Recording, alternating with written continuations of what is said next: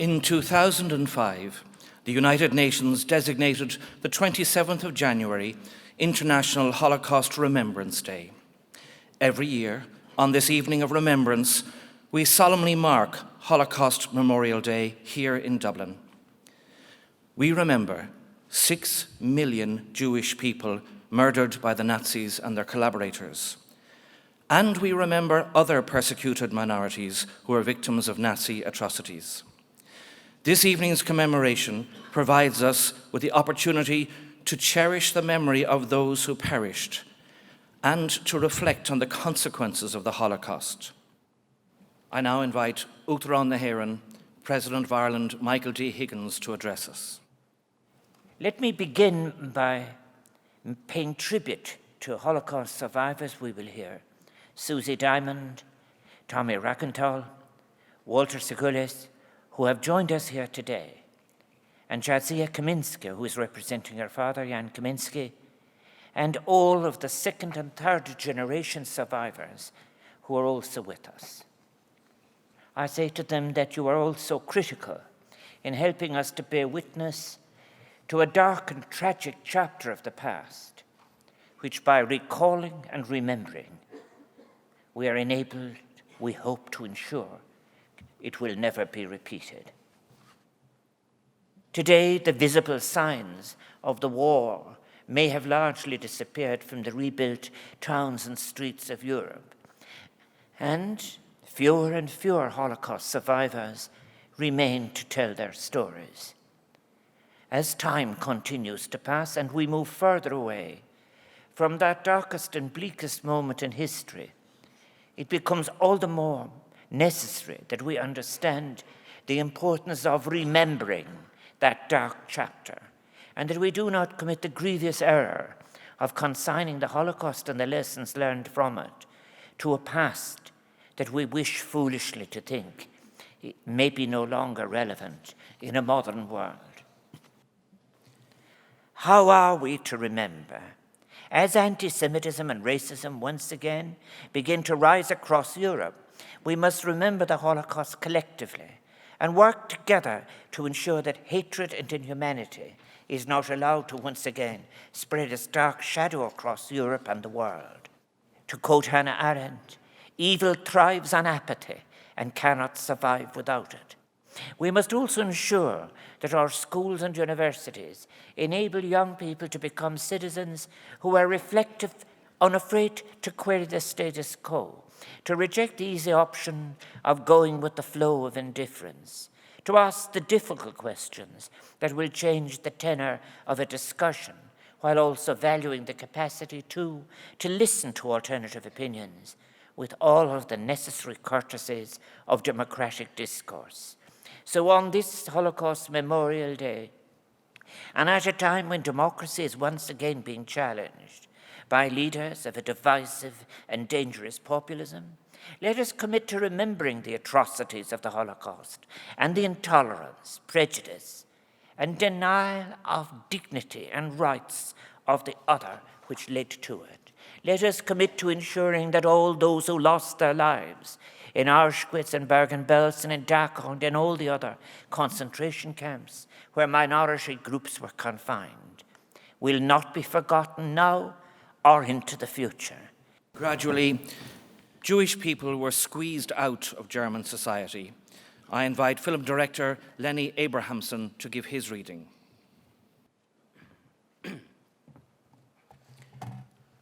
The book burnings of 1933 heralded the Nazi policy to ban anything associated with Jewish people. Jewish religious books and books by Jewish authors were burned in public bonfires, along with other authors condemned as un-German. Jewish writers, actors, artists, and film directors were no longer able to find work. Jewish composers and musicians were also dismissed. Jewish businesses were appropriated by the Nazi state, and Jewish banks and bank accounts belonging to Jews were confiscated. Jewish doctors were forbidden to treat non-Jews, and Jewish lawyers were no longer permitted to practice law. Very soon, Jews were not allowed in public places such as cafes, cinemas, theaters, swimming pools or ice rinks, bookshops or barbers. They could no longer sit on park benches, which had "Not for Jews" stenciled on them. Jewish people were not allowed to ride on trams. Jews could no longer go to the opera. Even if they could, they would not hear music written by Jews, played by Jews, or sung by Jews. The Nazi police were everywhere, preventing Jews from going wherever they had always been able to go.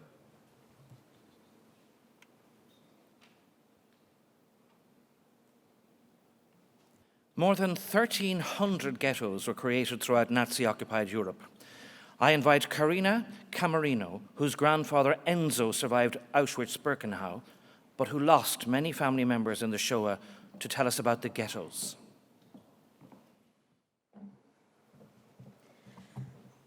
It is estimated that more than 1 million Jewish people died in the ghettos, which were created in every country occupied by the Germans. They were usually established in poor and run-down areas of cities and large towns with little sanitation, chronic overcrowding, and starvation rations. Ghettos were usually located close to railways. They were often near killing sites or death camps. Many ghettos were walled in or fenced off, and Jews who left them without permission were severely punished. The brutality, starvation, overcrowding, and disease all contributed to the death toll. Although there are heroic stories of resistance, most of the ghetto populations were murdered, and there were few survivors.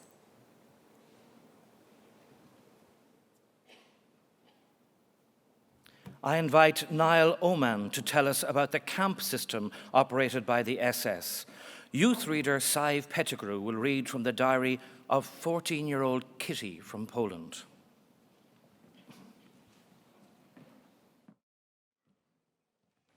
There were thousands of concentration camps, slave labour camps, and transit camps throughout the territories of the Third Reich. Jews and others incarcerated in these camps were worked or beaten to death, or perished from brutality, exhaustion, cold, hunger, or disease. 6 death camps were established by the Nazis, all of them on Polish soil, where approximately 3 million Jews and thousands of other victims were murdered in gas chambers. Prisoners were selected to live or to die. 90% were selected to die. They were ushered into undressing areas where they were told to leave their clothes neatly on the numbered pegs and to tie their shoes together to make them easier to find when they came back from the showers. They never came back. Their clothing, shoes, and personal belongings were sorted and sold in markets back in Germany. Human hair was used in the manufacture of textiles. This systematic industrial process of murder was unprecedented in human history. As evening came, the whole sky was red. Smoke and flames were pouring out of all the chimneys. None of us slept that night. It was no longer possible to pretend, even to yourself, that the stories were not really true. All that we had heard and guessed was now before our eyes. Here were the death factories. Kyla Hertz, originally from Brooklyn, has made Dublin her home in recent years. She lost many family members in the Holocaust. I invite her to share her story with us.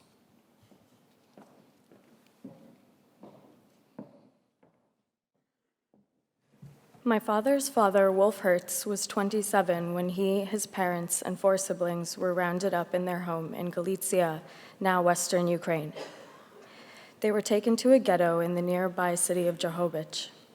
From there, his parents, Joseph and Roisa, and siblings Kyla, Scheindel, Rachel, and Shimshon, were all taken to the nearby Bronica forest and shot into a mass grave. In the ghetto, Wolf was the only member of his family to have survived selection. He was taken to a labor camp in Drohobych, where he worked until he broke his back in an accident while wheeling a barrow of bricks. Knowing he would be killed for it, he managed to hide his injury until nighttime, when he dug his way under the fence and escaped into the forest. He hid in the surrounding forest area for the next year and a half, until liberation of the area. On my mother's side, my great-grandmother Lenka was 17 when she and her family were taken from their village in Porubka, Slovakia, and eventually transported to Auschwitz-Birkenau. Lenka and her sister Berta were the only two members of their family to survive selection. Avram, her childhood friend and my great-grandfather, was also the only one in his family to survive selection. Their parents, siblings, and relatives were all sent to their deaths in the gas chambers.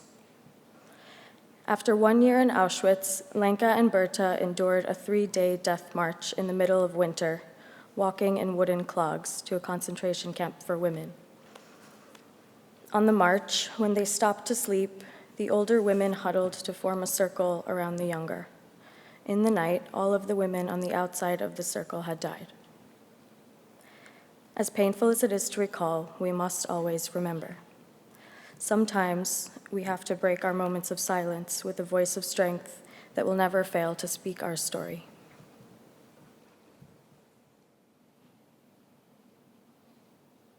While undertaking research pertaining to his family history, David Jackson has come across Irish-born Jews who perished in the Holocaust. I invite him to give his reading.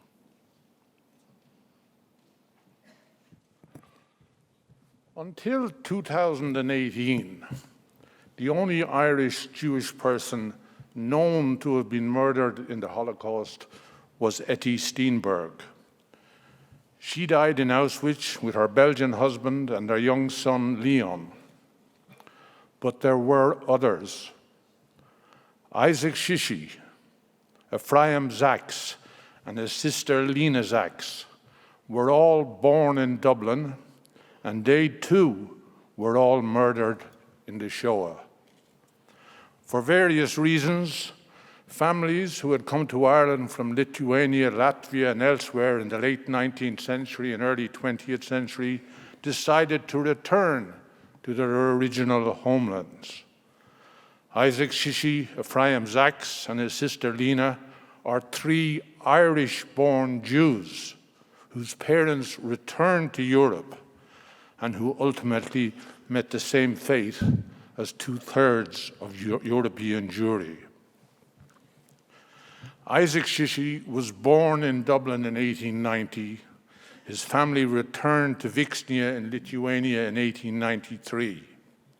Isaac, his wife Hannah, who he married in 1922, and their daughter Sheena, born in 1924, and his brother Louis, who was born in Lithuania, they were all murdered by the Nazis in Vixnia in 1941. Ephraim Zaks was born in Dublin in 1915. He was unmarried. In August 1943, he was working in Paris when he was arrested and deported from Drancy transport camp in Paris to Auschwitz, where he was gassed. His name appears on the Memorial de la Shoah in Paris. His sister Lena, also unmarried, was born in Dublin in 1918. She was working in Antwerp in 1942 when she was arrested and deported from there to Auschwitz, where she too was murdered, along with another brother, Jacob, who had been born in Leeds. Other members of the Irish Jewish community may also have family who returned to Europe, and there may be more Irish-born or naturalized Irish citizens or their children who were murdered in the Holocaust. It is likely that these stories are mirrored in other Jewish communities around the world.